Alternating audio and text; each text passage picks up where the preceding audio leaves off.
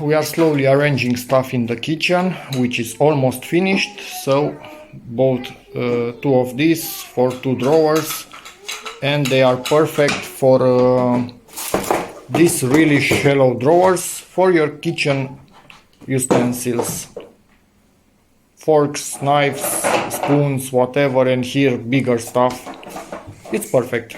Here, I don't know, bottle openers, whatnot, you will find what to put where, and it's great.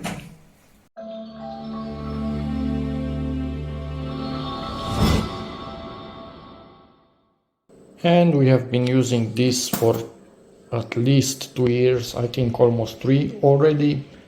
Zero issues, as you would expect. It's doing exactly what it needs to be doing. It's allowing you to organize stuff. Material is good, no issues whatsoever with that. So yeah, we do recommend it. And that's about it. If you have any questions, feel free to ask in the comments. And yes, we actually bought more. We have this in other drawers for other stuff.